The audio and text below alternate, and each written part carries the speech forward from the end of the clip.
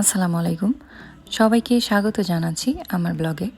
আজকে আমি আপনাদের সাথে নুডলসের পাকোড়া রেসিপিটি শেয়ার করব। আশা করছি আপনাদের সবার অনেক ভালো লাগবে।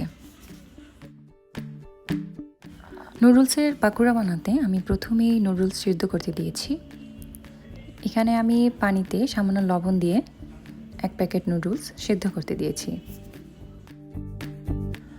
নুডলস সিদ্ধ হতে হতে আমি অন্যান্য উপকরণগুলো আপনাদের একটু দেখিয়ে দিচ্ছি।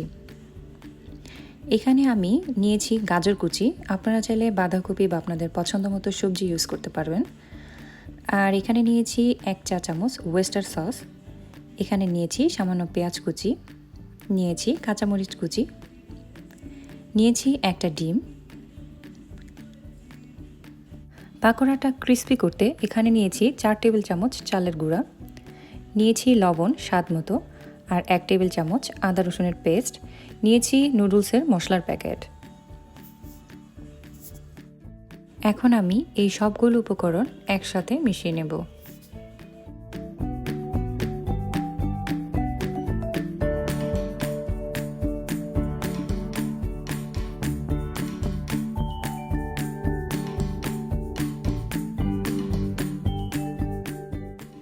নুডলসটা সেদ্ধ হয়ে গেছে, আমি এখন এতে সেদ্ধ নুডলসটা অ্যাড করে দিচ্ছি।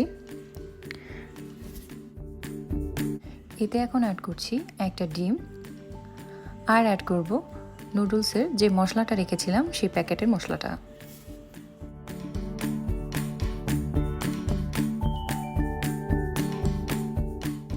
এখন আমি এটা খুব ভালোভাবে ম্যারিনেট করে 10 মিনিটের জন্য রেখে দেব।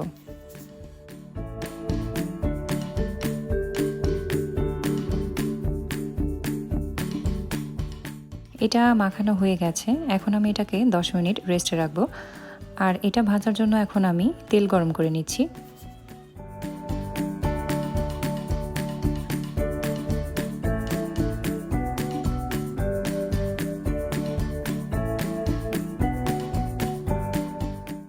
তেলটা গরম হয়ে এসেছে, এখন আমি এটা মিডিয়াম আঁচে ভেজে নেব।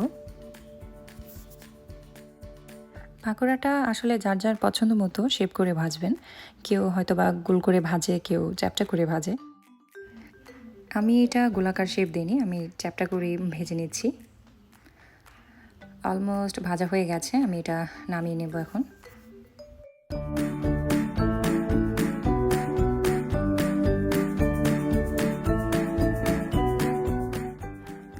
তৈরি হয়ে গেছে নুডলসের পাকোড়া। আশা করছি আমার এই রেসিপিটি আপনাদের সবার অনেক ভালো লাগবে। ভালো লেগে থাকলে আমার চ্যানেলটি সাবস্ক্রাইব করে দেবেন। সবাই ভালো থাকবেন, সুস্থ থাকবেন। আল্লাহ হাফেজ।